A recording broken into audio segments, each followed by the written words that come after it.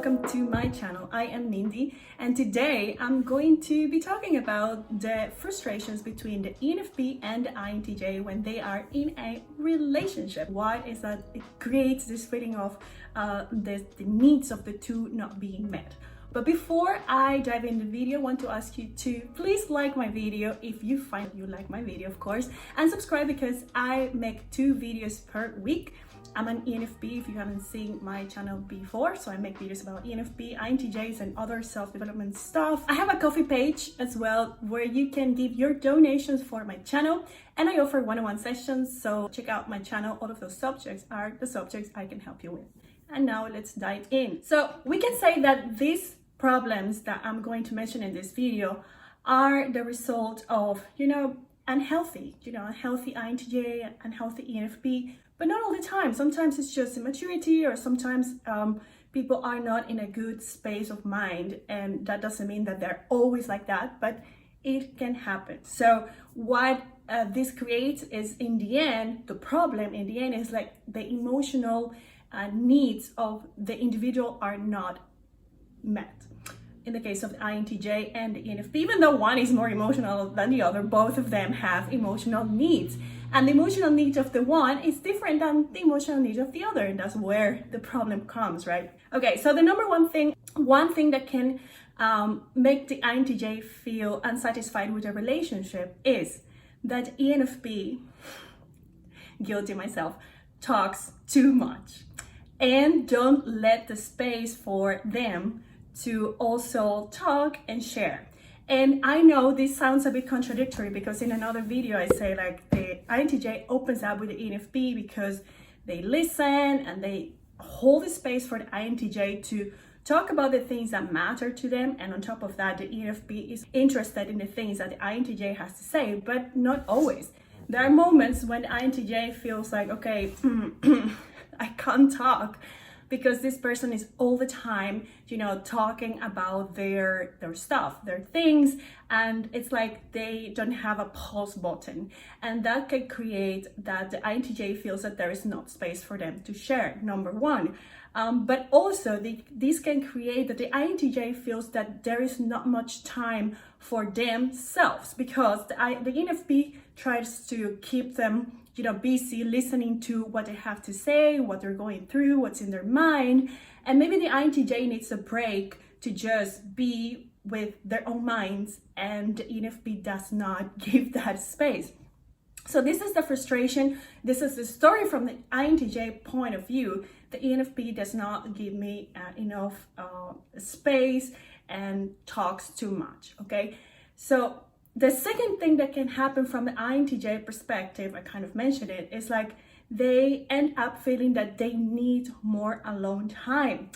And the ENFP does not give it, because the ENFP on the other hand feels like the INTJ is not giving me enough attention and enough time. I need more. I need to be more listened. I want to be more, have more time together. And the INTJ is an introvert who needs more like their alone time. So one of the frustrations is the ENFP needs more, the INTJ needs less. That is one of the main things that can happen there. The ENFP needs more talking, needs more time, needs more telephone calls, and the INTJ needs less of that because the ENFP feeds on like this connection, extroversion, I share, I give, you receive, and the INTJ feels more, in themselves when they are in their minds strategizing, thinking, planning, or looking into the future. And that's not something that you can always do with someone. Yes, with the ENFP, the INTJ will feel like, okay, I can share this ideas, thoughts, planning, and all of that with this person, but they do need that alone time. So the ENFP does not feel as needed as they want to feel.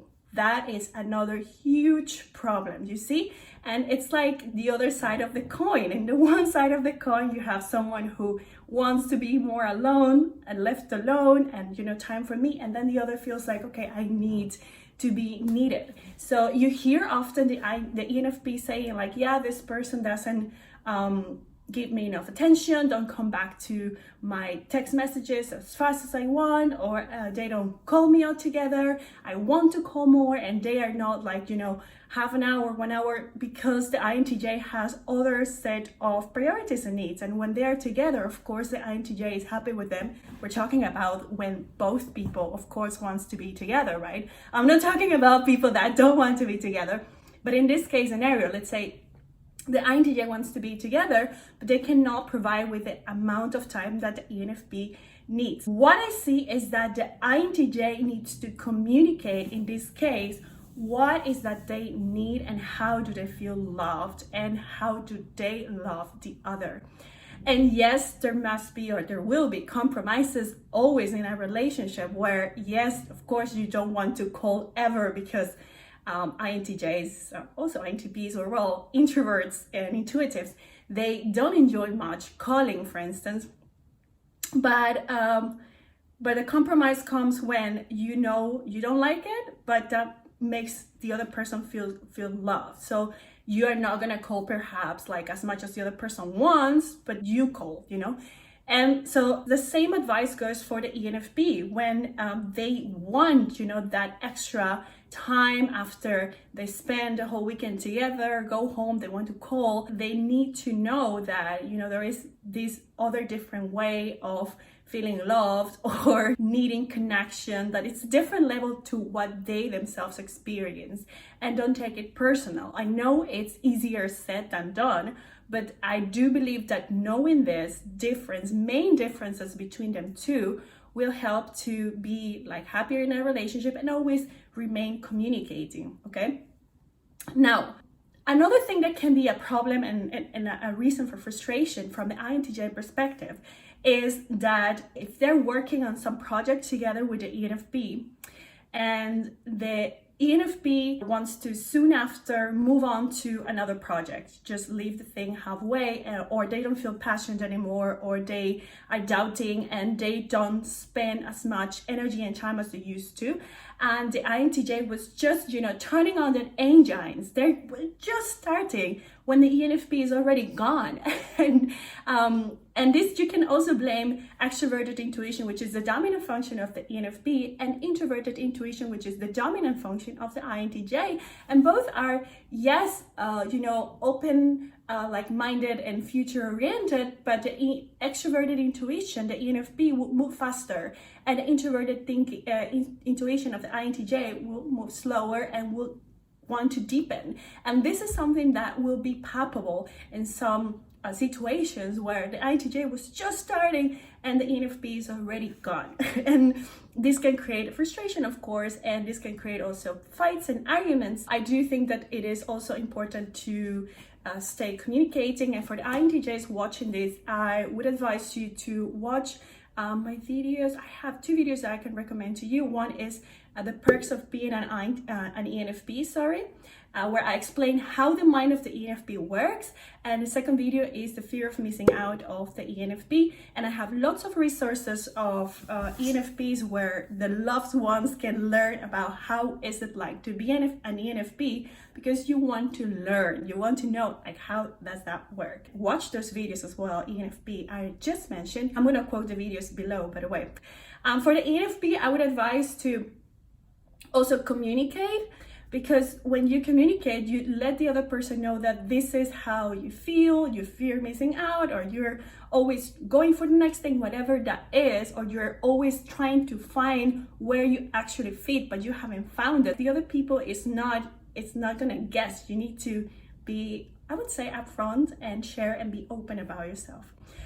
Another frustration that the INTJ can have with the ENFP is that the ENFP is too idealist, and at the same time goes against the very thing the INTJ likes of the ENFP, which is like they are imaginative and they are positive and they believe that it's possible, and they inject this positivity in their lives, but sometimes they think they're being too naive and not very down to earth. And on the other hand, the ENFP can feel that the INTJ is too down to earth and not very, crazy and going for the weirdest of the ideas. Although, as I say in other videos, they do understand each other, and on a regular kind of normal basis of scenario, they do dream together. Then they help each other to sometimes even complete their sentences, their ideas, their dreams. They complement each other, but at the very core, they're also different. And so